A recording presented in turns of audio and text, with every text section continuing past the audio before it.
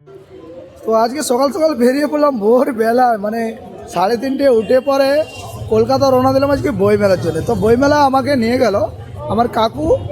তো কাকুর সাথে গেলাম, এক ঘুম হয়ে সকাল হয়ে গেলো, দেখছি সকাল হতে না হতে আমরা কলকাতা পৌঁছে গেছি। তো সেই কলকাতার দৃশ্য দেখলাম, আর কি বলবো, সেই দৃশ্য দেখে কিন্তু মাথা আমার ঘুরে গেছে।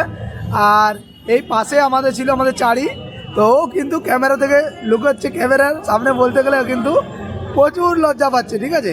তো দুজনে আমাদের একটা সিটে ছিল, তো ও গেল ওর দিদির কাছে আর আমি এলাম বইমেলাতে। তো বাসের পিছনে এমন ঝপং ঝপং ঝাপ লাভ হচ্ছিল, তো বোঝাতে পারবো না আপনাদেরকে। মানে উপরের দিকে একবার চলে যাচ্ছি, আবার নিচে চলে যাচ্ছি, উপরে চলে যাচ্ছি, নিচে চলে যাচ্ছি। তো আজকে সমস্ত কিছু বিস্তারিত শেয়ার করছি আপনাদেরকে, যে কলকাতার এই বইমেলা কেমন হলো। এবং এই বইমেলাটা 48তম বইমেলা ছিল। তো অতঃপর কিন্তু আমরা কলকাতা এসে পৌঁছে গেলাম। কলকাতা এসে পৌঁছে আমরা ধীরে ধীরে কিন্তু ধর্মতলাতে নামার জন্য রওনা দিয়ে দিয়েছি। আর কিন্তু তার আগে একটা মাঝে মিস্টেক ছিল, এখানে মুড়ি বিক্রি করছিল, খাবার দাবার বিক্রি করছিল, আর সাথে আমরা বিল্ডুকে পেয়ে গেলাম। মানে কি বলবো, এটা কপালে থাকলে আর কি যাওয়া হয়। তো সকালে নাস্তাটা করে নিলাম শক্তিগড়ে নাস্তা করার পর চা খেয়ে পরে বেরিয়ে গেলাম, ঠিক আছে। তো বাসগুলো কিন্তু দাঁড়িয়েছিল, এবং জল যখন খাচ্ছিলাম কোনো মতে আর এটিএম করতে পারছিলাম না যে জলটা কী করে খাবো। পেছনের সিটে সবাই এটা ফেস করেন যে জলটা খাওয়াটা কঠিন ব্যাপার। তো যাই হোক, জলটা কষ্টে গেলাম, মুখে পড়ে যাবে বলে ভয় করছিলাম। আর কলার বাগান প্রচুর, এত সুন্দর সৌন্দর্য দৃশ্য দারুণ লাগলো। শেষমেশ আমরা কিন্তু সেই ইডেন, একটা মনের মধ্যে একটা অ্যাট্রাকশান রয়েছে, ইডেন পেরিয়ে আমরা কিন্তু ধর্মতলায় নেমে গেছি। এবং ধর্মতলায় নামার পর কলকাতার করুণাময়ীতে আমরা কিন্তু বাসে করে এসে গেলাম বইমেলাতে। তো বইমেলার একটা সুন্দর সুন্দর দৃশ্য কিন্তু আমরা দেখতে পেলাম, এবং আমি জীবনে ভাবিনি যে বইমেলা এত সুন্দর পরিকাঠামো করা যায় একটা ছোট জায়গার মধ্যে।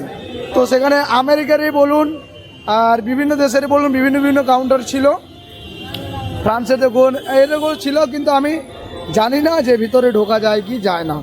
তো ঘোরাঘুরি করে শেষ করতে পারছিলাম না, এত বড় যে আপনাদেরকে বলে বোঝাতে পারবো না, অনেক বড়, মানে যেটা মানে বোঝানো যাবে না। কিন্তু সত্যি বলতে আনন্দটা না প্রচুর হলো। ওপর দিয়ে মেট্রো যাচ্ছিল, আবার কোনো সময় প্লেন যাচ্ছিল, নিউজ রিপোর্টাররা কভার করছিল, বাংলার দই হাবি জাবি খাবার খাদ্য দেখে মনের এনজয়টা মানে কি বলবো অনেক বেশি লাগছিল। আর আমি সবাইকে একটা কথাই বলবো, যদি কখনো আপনারা বইমেলা আসেন এই আনন্দটা বুঝতে পারবেন।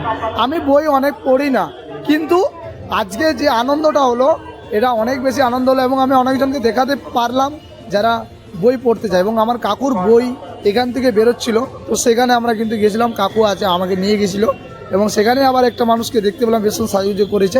এবং তেষ্টায় মানে আমার বুক ফেটে যাচ্ছিলো, তাই একটু ঠান্ডা আমি একটু ডিউ একটা নিয়ে নিলাম, ডিউ খেয়ে খুব আনন্দ সহকারে চারিদিকে দেখছিলাম। আর আমার কাকুকে বেশ সুন্দর স্বাগতম করছিল, এবং প্রকাশনারা যেখান থেকে বইটা বার করেছিল, এবং পরিষ্কার পরিচ্ছন্ন বেশ সুন্দর বইমেলাটা সাজানো গোছালো ছিল। আর এইখানেও আবার একটা বই স্টলে ছিল, এখানেও বই পাওয়া যাচ্ছিল কাকুর বইটা, তো সেখানেও আমরা একবারে গিয়েছিলাম। আর সব কিছু যাওয়ার পর দেখলাম যে খাবার দাবার বিভিন্ন ভ্যারাইটি খাবার সেখানে প্রস্তুত ছিল, আর এইটা এত সুন্দর সাজিয়েছিল, পরিকাঠামোটা দারুণ।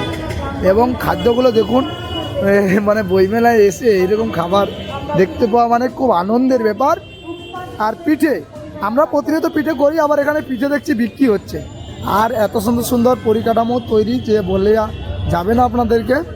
তো শেষমেশ আজকের আনন্দটা সেই লেভেলে রয়েছে।